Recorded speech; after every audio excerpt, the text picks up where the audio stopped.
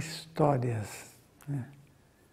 Histórias da vida. Era, creio eu, o ano de 1961, 62, mais ou menos, né? E eu ficava sentado no muro da casa que eu morava em Santo Amaro, né? Que era assim, tinha um terreno vazio, né?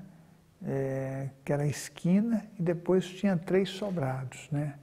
No primeiro sobrado morava eu, né? A minha família comigo, né? Ou eu com a minha família, que é o mais correto. Um garotinho de 11 anos, né? Do lado, estando dentro da casa, do lado direito, morava uma pessoa, era uma família mineira, né?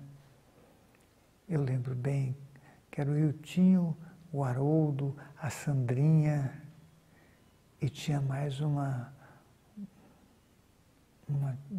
garotinha também, que eu peço desculpas por não lembrar, mas eu acho que o nome dela começava com E, e bom, e tinha a dona Cibele, que era uma grande amiga da minha mãe. Na terceira casa morava mais um casal lá com o filho, né?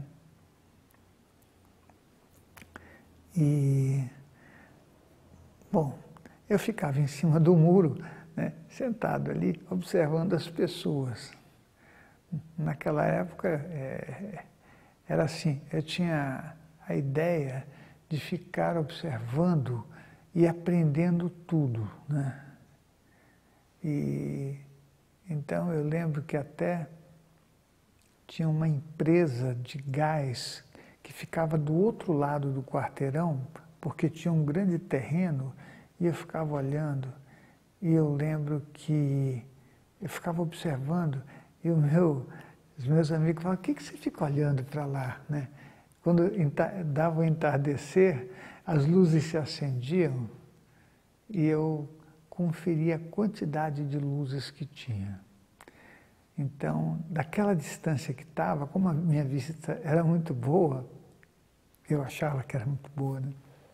Aí eu contava, e aí eu contei 108 luzes. Aí, mas, obviamente, por uma questão de alguma poder ter queimado, várias vezes eu contei as luzes para ver se não estava faltando alguma, né? Olha as ideias que eu tinha quando criança, né? Mas eu ficava observando as pessoas que passavam, porque eu voltava da escola, né? Guardava as minhas coisas e ficava ali sentado, olhando quem passava e o que fazia. Porque para mim era muito importante descobrir o que a pessoa faria em seguida, mas não porque ela estava sistematizando aquilo. Eu queria saber porque, por exemplo, 2 senhoras todos os dias se encontravam no mesmo lugar e ficavam conversando as mesmas coisas. Como a minha audição era muito boa, elas estavam do outro lado, mas eu estava ouvindo tudo que elas estavam falando, né? E eu ficava fazendo minhas teorias de comportamento humano, né? Imaginando como é que alguém pode repetir, né, a mesma coisa, sempre repetindo. E aprendendo. Eu acho que eu comecei a ser um psicanalista ali, né? Tentando entender o ser humano e tentando que eu pudesse fazer alguma coisa naquilo que eu não achava tão funcional, né? É óbvio que essa palavra nem passava pela minha cabeça naquela época, mas eu ficava fazendo essas observações. E era assim, atravessando a rua da frente da minha casa, andando um pouquinho, talvez umas 4, 5 casas, tinha uma casa grande que era uma escola, e essa escola chamava-se Pero Vaz de Caminha. Eu lembro muito bem disso.